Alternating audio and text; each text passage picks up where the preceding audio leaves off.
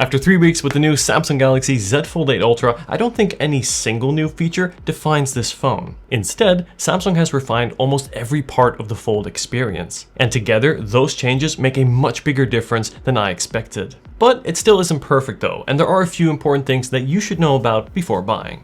I really enjoyed using the main display on the Fold 8 Ultra. Here's why. The first thing that stood out to me is how much less visible the crease is compared to before. It is noticeably improved over the Fold 7 and you can barely feel it while swiping. And after a couple of days of use, I largely stopped noticing it, and this is a big improvement over previous generation Folds. Another improvement I noticed straight away was using the display outdoors. The max brightness rises from 2600 to 3000 nits, and the new anti-reflective coating makes the display much nicer to use in bright environments. Pixel density also rises from 368 to 422 ppi, so even small text and fine details in photos look crisp. Now, if you haven't used the folding phone before, let me tell you why this form factor is so special. The 8-inch 9x10 taller aspect ratio of the Fold 8 Ultra is built for productivity and creative tasks. When unfolded, it essentially feels like having two 6.5-inch phone displays side by side, allowing you to run two full-size apps together. Like when I'm researching a video, I'll have my browser on one side and notes on the other, or say YouTube and Amazon if I'm shopping. And then you can also expand a single app and then everything is bigger. Icons, articles, images, it's all a joy to experience, and it really does feel like a tablet.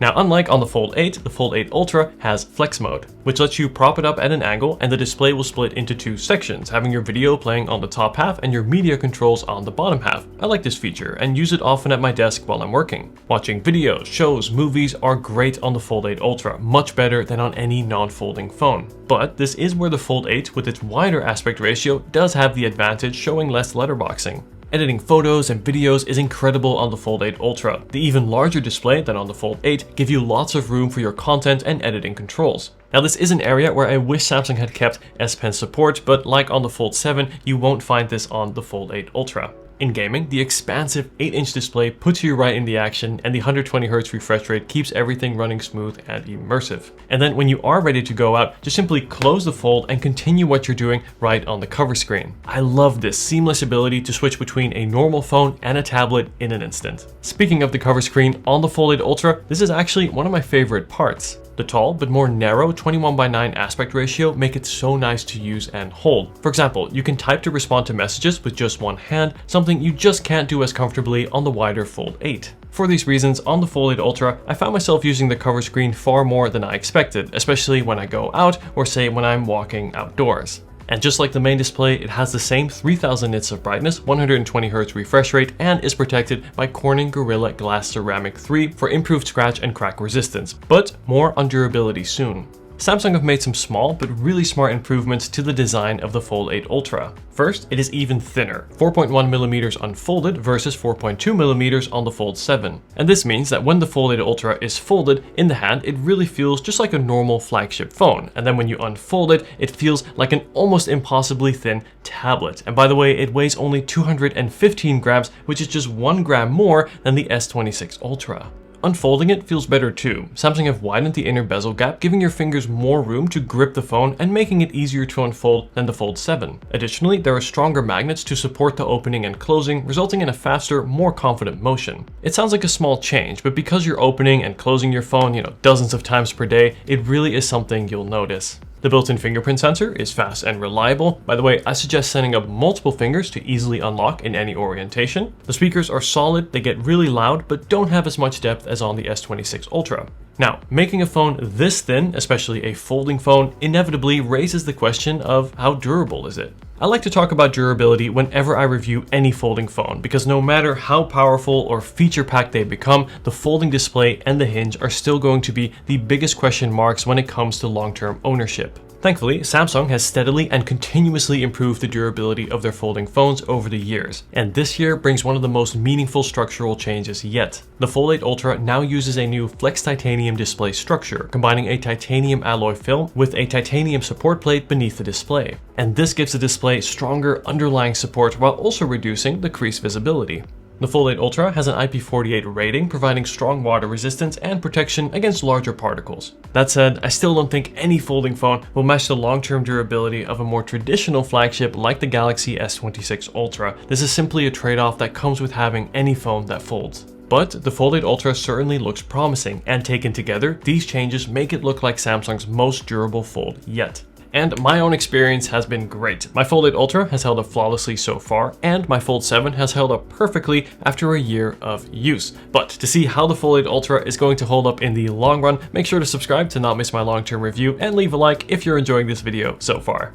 Let's talk about the cameras, another area where the Fold 8 Ultra really stands apart from the Fold 8. Unlike the Fold 8's dual camera, the Fold 8 Ultra packs a triple lens camera system. Photo quality here is excellent. It is noticeably better than on the Fold 8, although it doesn't quite yet match that of the S26 Ultra. Colors look true to life while retaining that signature Samsung pop. The 200 megapixel main camera is particularly strong, producing sharp images with a pleasing natural depth of field for portraits and close-ups. The new 50 megapixel ultra-wide camera is a substantial upgrade over the Fold 7's 12 megapixel ultra-wide. I found myself using it more than on previous folds because it captures noticeably better detail. The dedicated 10 megapixel 3x telephoto also makes a substantial difference when zooming. As you can see, the Fold 8 Ultra retains far more detail than the Fold 8, which doesn't have that dedicated telephoto camera. Overall, the camera system on the Fold 8 Ultra feels reliable to where I can simply point and shoot and trust it to produce a strong image. For video, you can record in up to 8K or 4K at 60 FPS, now including from the ultra-wide lens camera. Samsung also includes professional video features such as log recording and the APV codec. Video quality is excellent, footage is very stable, autofocus is fast and accurate, and the phone handles exposure and white balance changes very well. I also really like Samsung's fold-specific camera features. For example, you can use the cover screen as a preview, allowing you to frame the shot if you're filming yourself, and use the higher quality rear cameras for better selfies. Split screen live preview lets you review photos as you take them, while dual recording offers several layouts for capturing both your reaction as well as what you're reacting to. There's also a new feature called My Fan Cam. It detects people in the video, then lets you choose whom to follow, and it uses AI to automatically track and reframe the subject. It works impressively well and fast. I can see this being useful for content creators, but also for families filming a child during a school performance or sports match. Next, let's talk about performance, because this is another area where the Ultra fully delivers. It comes with the flagship Snapdragon 8 Elite Gen 5 chip with 12 or 16 GB of RAM depending on storage, plus you can enable up to 12 GB of virtual memory. This is one of the 48 tips and tricks I cover in my Fold 8 Ultra First Things to Do video, which I'll leave linked at the end. But what has performance been like in the real world? Well, One UI 9 on top of Android 17 runs incredibly well, no matter what you're doing. Split screen multitasking, running games on the big screen, or watching your favorite shows, the Fold 8 Ultra keeps up with headroom to spare. It is also great that Samsung continued to promise 7 years of software support and updates. And battery life is one of the upgrades that I actually appreciated the most. Samsung's move to a silicon carbon battery allows it to fit a 5000 mAh battery in this incredibly thin body. This is up from 4400 mAh on the Fold 7. And in my use, it comfortably lasts me all day. This is using both the main screen as well as the cover screen. I would say it averages to around 2 hours longer than on my previous Fold 7 and roughly 1 hour longer compared to the Fold 8. The Fold 8 Ultra now charges faster too, up to 45 watts wired for a 67% charge in 30 minutes and wirelessly up to 20 watts. I said this in my Fold 8 review and it applies here too. I'd still love to see Samsung add built-in magnets to the back of this phone. This would make wireless charging alignment instant and effortless, and also allow you to add things like wallets, stands, and a wide range of magnetic accessories.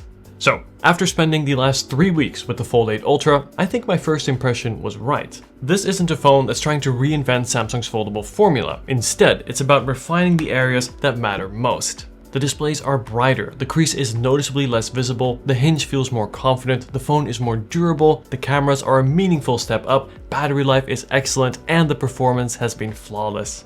At $2,099 for 256 GB, the Fold 8 Ultra is a big investment. But if your priorities are productivity, multitasking, creative work, the best cameras, longest battery life, and best cover screen experience Samsung has ever put into a fold, then this is Samsung's most complete foldable.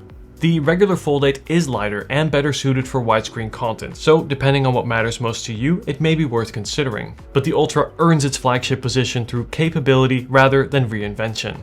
If you'd like to pick one up, I'll leave all the purchase links down in the description, and as always, if you have any questions, leave them down below in the comments. Now, if you do pick one up, there are 48 features and hidden settings that you need to change to maximize performance, battery life, as well as longevity of your Fold 8 Ultra, like for example, enabling that extra 12 GB of virtual memory. Click the video on screen right now and I'll walk you through them step by step.